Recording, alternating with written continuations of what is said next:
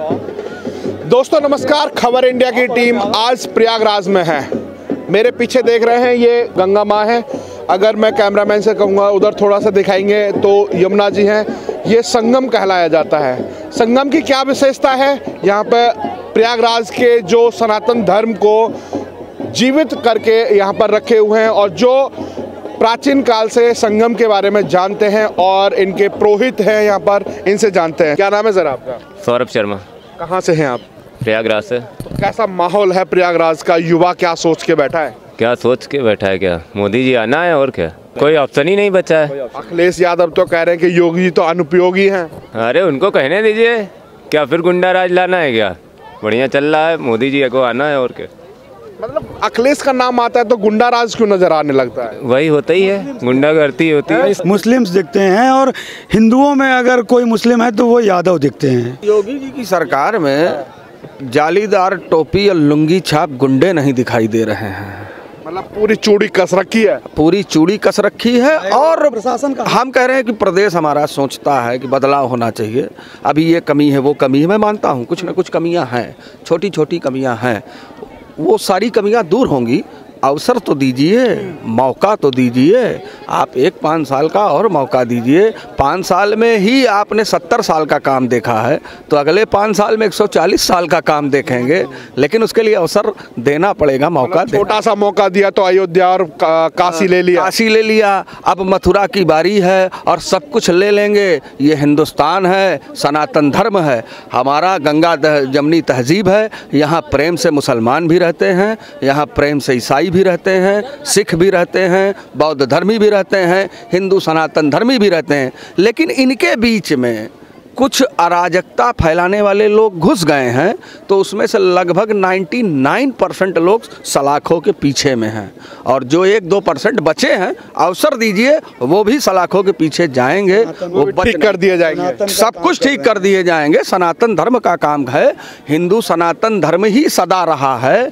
इसका तो ना आदि है ना अंत है, बाकी चीज़ों का तो आदि अंत है, लेकिन सनातन धर्म का आदि अंत नहीं है। पुरोहित है। एक बात सुनने को मिलती है, गंगा जमुनी तहजीब।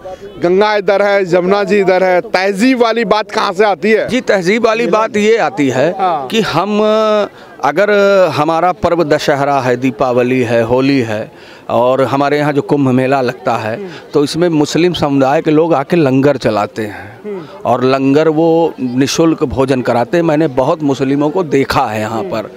और जब उनका ईद होता है और उनके यहाँ भी बकरीद होता है, तमाम पर्व होते हैं, तो हिंदुओं को भी मैंने उनको गले लगाते हुए देखा है अपनी आंखों। वो तहजीब है, ये तहजीब है, ये हिंदुस्तान है। यहाँ मुस्लिमों को भी गले लगाया जाता है, बस मुसलमान का ईमान सही होना चाहिए। अगर ईमान अब्दुल कलाम जैसा मुसलमान होगा तो गले से भी लगाएंगे, गले से भी लगाएंगे, अपना सीना चीर के उसको दे देंगे, अपना दिल जिगर, जरूरत पड़ा तो किडनी गुर्दा भी उसको दान में दे देंगे, बशर्ते वो अपने ईमान के साथ हिंदुस्तानियों को गले लगाए। लेकिन पाकिस्तान बनाने का प्रयास करोगे तो अब वो भारत नहीं, ये मोदी का भारत है। यहाँ से खदेड़ेंगे तो वहाँ तक भागते नजर आओगे। अच्छा, सबसे बड़ी बात है, अगर हिंदू मुस्लिम की बात हो जाती है, ठीक है, आप पुरोहित हैं, हिंदुत्व को भी जानते हैं, सनातन को भी जानते हैं।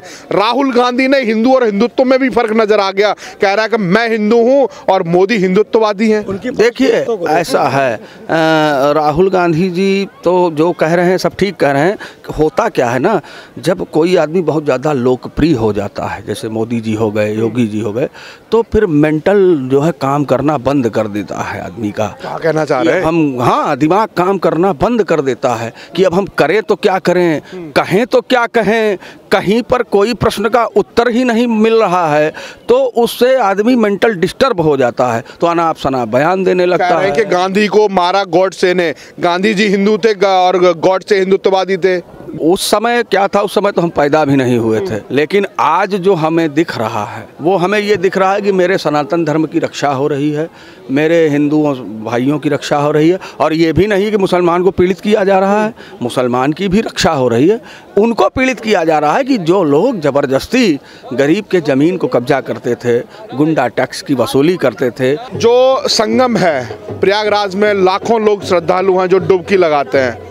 माघ मेला का शुभारंभ होने वाला है, तो यहाँ की विशेषता क्या है? कुछ लोगों को रहता है कि संगम है, वहाँ क्या विशेष होगा?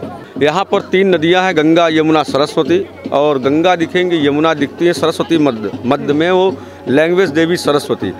तो एक मंत्र भी है इसके लिए, गंगा यमुना मध्य यत्र गुप्ता सरस्वती। तो यहाँ पर माँ त्रिवेणी हैं और साक्षात प्रयागराज महाराज हैं। यहाँ पर माघ महीने में करोड़ों असंख्य लोग आते हैं, यहाँ पर स्नान करते हैं और कल्पवास करते हैं। कल्पवास कई जगह होता है, मगर प्रयागराज का जो कल्पवास है वो बहुत ही महत्वपूर्ण होता है।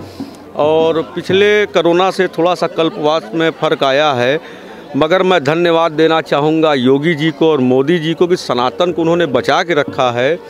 अगर और किसी का शासन होता तो आप इस तरीके जो है यहाँ पर माघ मेला नहीं देख सकते थे। और आप एक विशेषता ये भी देखिए कि दोनों कोरोना में यहाँ पर कल्पवास भी हुआ, स्नान भी हुआ, किसी प्रकार का कोई भी चीज़ आपको सुनने के या आपके मीडिया के माध्यम से नहीं आया।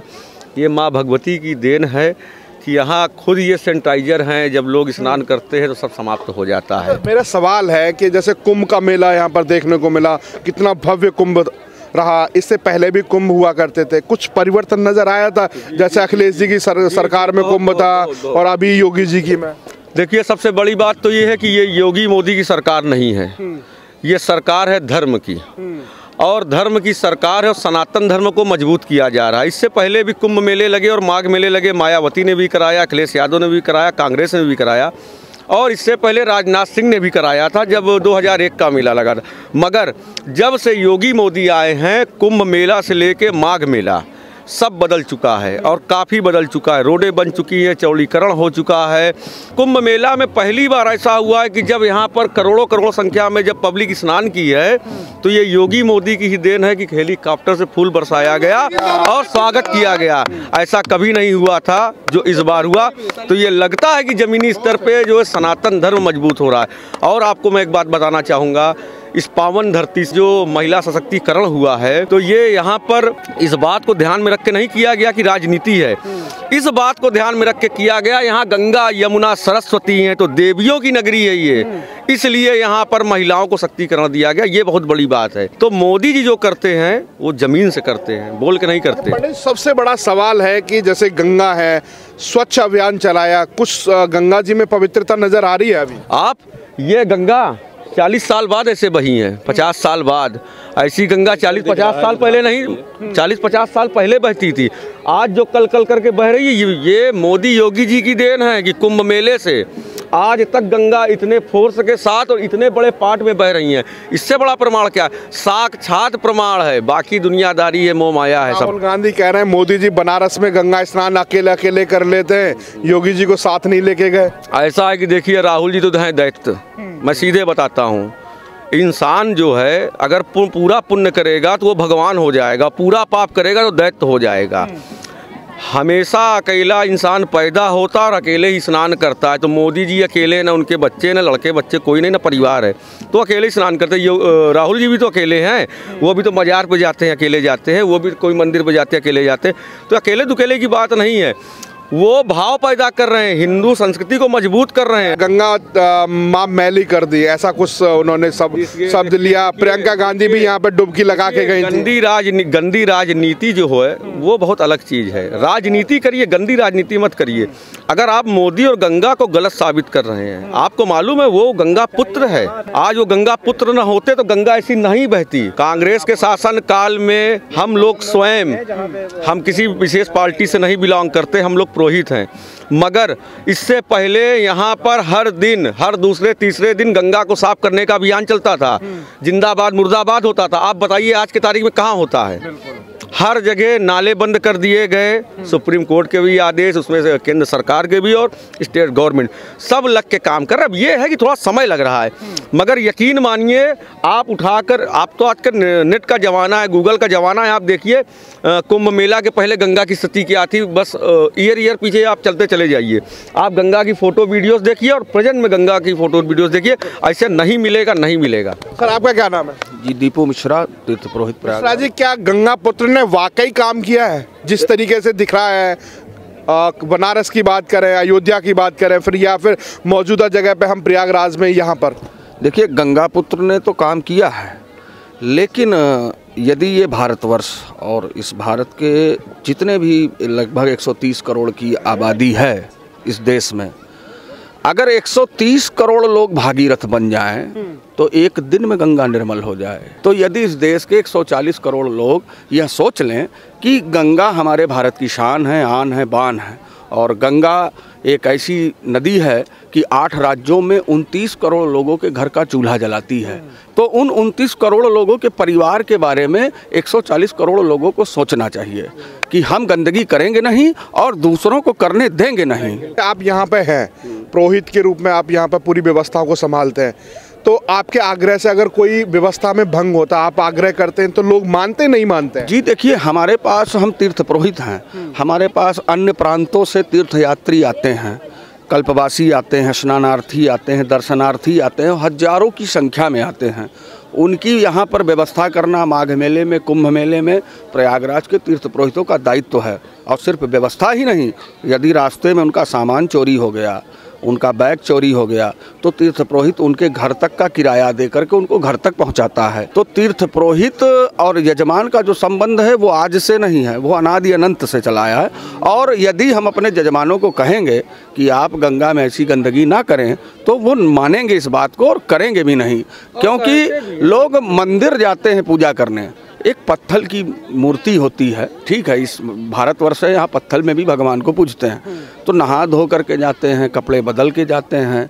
तो गंगा तो साक्षात पराम्बा शक्ति है ना, तो गंगा नहाने से पहले नल में नहाना जरूरी होता है। नल में नहा के सब स्वच्छ साफ सुथरे कपड़े पहन के और गंगा में सिर्फ डुबकी लगाइए और डुबकी लगा के निकल जाइए, वहाँ अपना शरीर का मैल छुड़ाने की ज़रूरत नहीं है, ये स्विमिंग पूल नहीं है।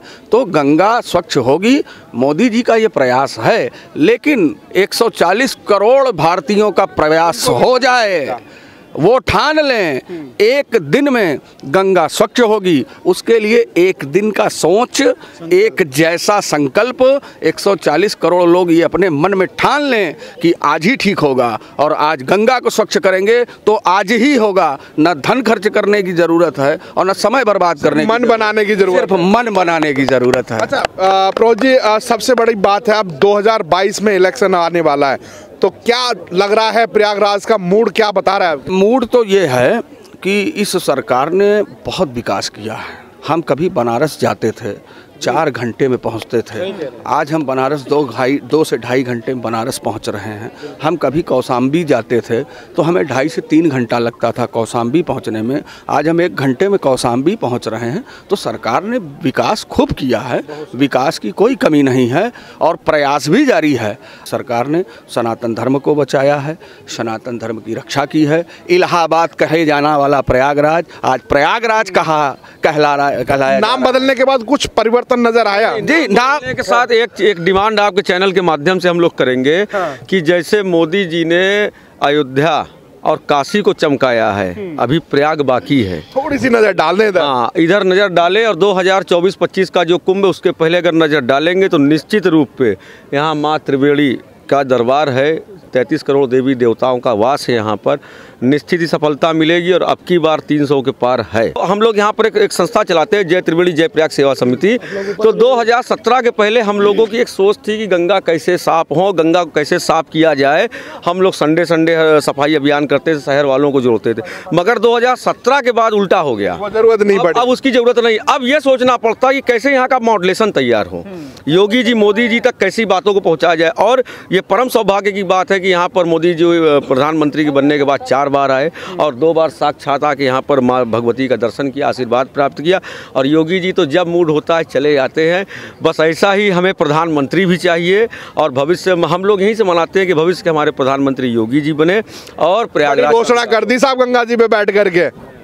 गंगा है ही ऐसी कि उनके लिए कभी किसी को सोचने की ज़रूरत नहीं है।